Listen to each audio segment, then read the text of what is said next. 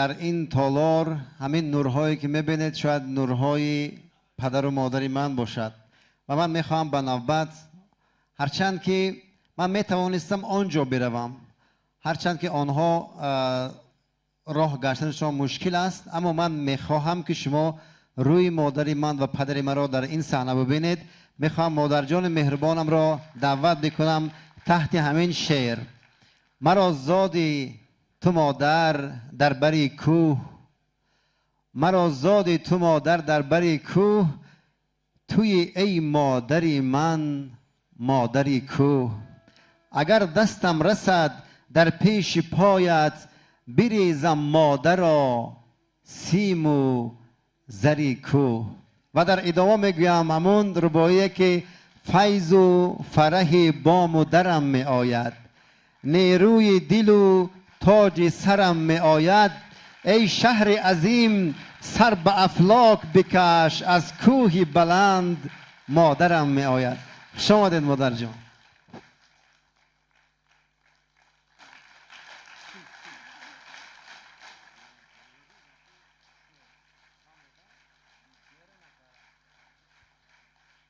خب مادر جان اینجا شنید، شما اینجا شنید در مادرم صدقه بید.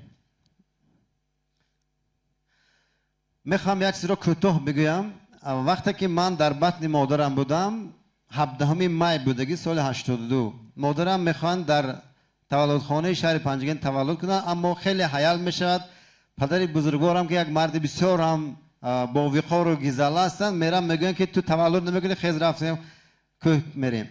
خب در یکی از منطقه های بسیار هم زیبا که آنجا هر کسی رفته میداند، سرریز گفتن اینجا، صبح 20 می در آنجا من تولد میشم.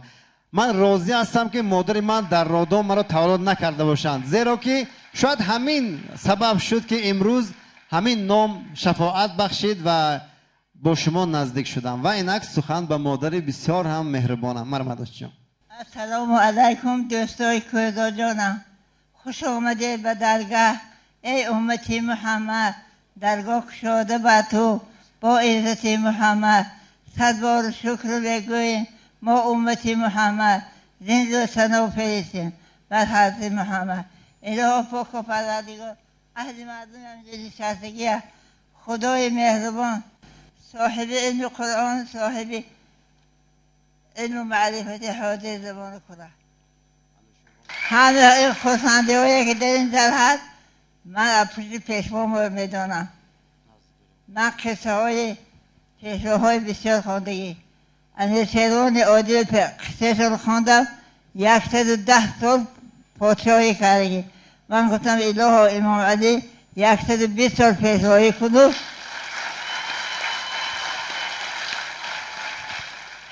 دوستای عزیز و مهربان، من کردا جانم بیگاه پنجشنبه 20 می 82 سال درمان کوه های سعده به دنیا آوردگی. شب دویم گویه که دیدی کردا از کپه بیدرک شدم. من شب خواب دیدم که مرده که ما گرکا خورید، اعصا در یک جایی، طاقه در یک جا. بعد سحری از جنگ گفتم خیلی وستر رویم پاچا در گل خورد چی؟ بعد رفت گفت که اپا نگاه کن پاچام یک تورلوی دست آمدادن. مردم آمدن تورلوی خالی کردن، یک گرگ بچه در دور نه. بعد چای کردیم گوی بابایا خورنو گفتن کمپی من نم بچه من روح الله میمونه. من گفتم نه. کسی گفتن نه من گرگ داشته بودم سیاد نمیم. من گفتم نه مرا. من کتاب علوم کهزاده از آدمات کردم دینا 80 20 آگوست در رادام پنجکین خواندگی. من نم بچه من کهزاد نمیدونم همچنان علوم کهزاد شاعر شد و نویسنده شد.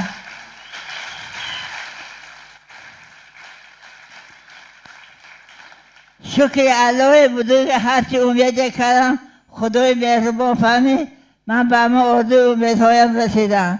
من 50 سال در کوه ها گشتگی بچه کام با همه تا تینگ و ریشه خاطره و گلی صدبرگ و همه خیلنا به باید رساندگی.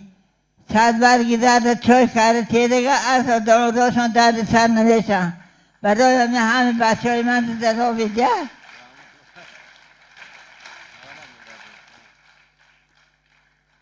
دوستای عزیزم من کتاب های کردم فیض‌الله انصاری ما گفته که اگر با دوستان یک جا شنیق هم را فراموش بکن که من با شعر انصاری شما را آشنا کردم خواهد شما هم مطمئنت نگاه کرده و من مدل منن بچه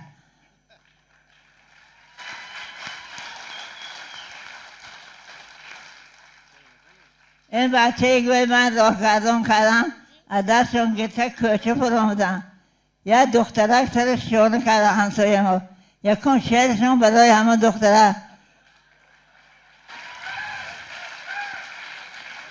نگارم در لبی جای خانه داره سری خود را نشسته شانه داد یا تو داشتن تا گوش سر شانه کرده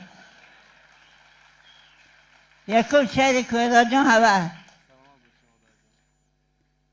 برگویه همه خیلی آهسته آهسته به بایدتان دیم تا پاچه کرد تا خدر ماشین بردم نگاه کنم که این بچه تماما عاشق گفتم کویدا جان عاشق دخترکای یا عاشق دیگر گفتم من عاشق موی درادو کوکل درادو میزگون درادو حال افسرشا یک گفت خوشی رو گفتم من تو چلت داخل از دونی چلت یک چیزی هاته تیان رو ده کویدا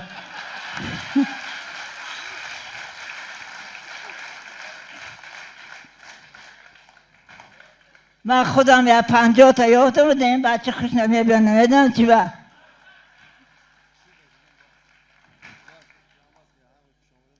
من این بچه گفتم که دلا بگیرد تن جان عبادت آر فدا کن جان و جانان عبادت آر به هر آلود دامان مزن چند بلا پاکیده دامان اله پاک و فرارگان پاکیده دامان ناصیب این بچه کرده رحمت مادر جان من هزار رحمت آن روز که در کنار مادر باشم دلشاد و سرافراز و مظفر باشم آن لحظه که در برم نباشد مادر با خاک سیاه ره برابر باشم شکر شما مادر جان